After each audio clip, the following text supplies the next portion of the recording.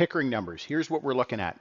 A year ago in Pickering, we had 300 new listings come to market in April 21. That's across all home types. We had 197 197 sales, and we had 134 active listings. The active listings, if you watch my videos, essentially are what didn't sell, homes that carry over into the next month. So these would have carried over into May 21. If we're looking at May 22, 278 new listings came to market, 164 sales through the month, and 117 active listings. April, we see 276 new listings come to market, so actually kind of right on par with the previous month. And in some other markets, we're actually seeing this number decline quite significantly. So, still a lot of listings out there.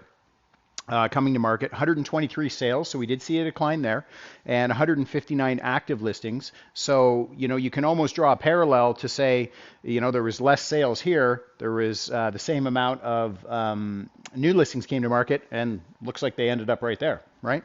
If we're talking about the money, $1,013,000 was the average sale price across all home types in Pickering a year ago.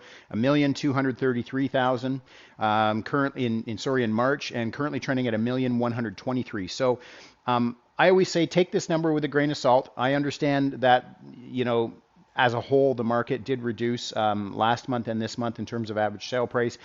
Sometimes it's a little bit more pronounced. You have to consider that, in a place like Pickering where there's big rural areas, you may have some farms there, multi-million-dollar houses, lots of condos, lots of townhouses. So depending on what is predominantly selling that month, it's really going to drag this number around. So, it can be a little bit overstated if, let's say, you had more townhouses and semis sell one month, and this month, let's say you had more multi-million-dollar properties and farms selling. So again, understandably, the market has deteriorated a little bit, but sometimes this number gets a little, gets demonized a little bit because, of what's behind the number, which people don't always see. SNLR is known as sales to new listings ratio, also known as the absorption rate, as realtors like to say. It tells us that out of the homes coming on the market each month, what is the percentage they're selling? So we calculate that by looking at the sales divided into the new listings. So it's not ever taking into account this older inventory. So 65.7% of the homes that came on the market in March 22 sold. 59% of the homes that came, in April 22 or April 21, March 22, we had 59% of the homes that came on the market. So currently trending at 44.6. So 44.6, if you're asking what's a buyer's market, what's a seller's market, 44.6 is in a buyer market range. It tells us that there is more supply than there is demand. Typically, when we start seeing numbers over 60% absorption rate, that's telling us that there is more demand than supply, and which would be a seller's market. And the in between, the 50 to 60%, is what we would consider a balanced market. Months of inventory remaining tells us if no other homes came on the market after today at the current rate of consumption or current rate of buying, how long would it take to deplete the inventory? We calculate this by looking at the active inventory divided into the sales. So it's not taking into account ever these new listings coming to market.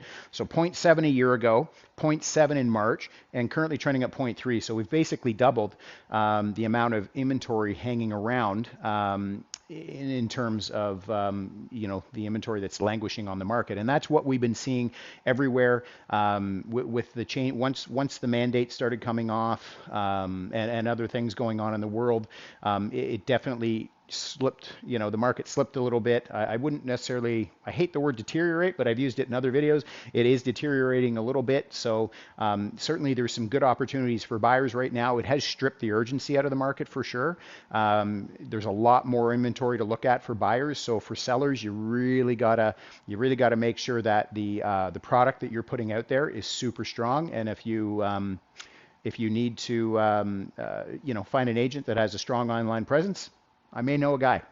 If we're looking at sale price to list price ratio, homes selling 107.3% of ask a year ago, 121 in March, currently trending at 113. Now, if you've been watching my videos, you know I got a real issue with the sale price to list price ratio.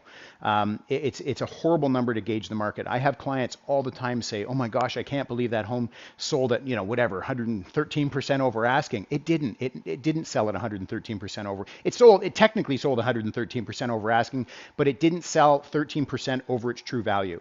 And what we're seeing in this market, when the market is as it is right now and it's waffling and hasn't really chosen a direction yet, what we tend to see is it's even more pronounced than it was before, homes being underpriced, holding an offer date, and then to cultivate that multiple offer scenario. So again, this number, I've said it in other videos, I've been saying it for months, it's grossly overstated.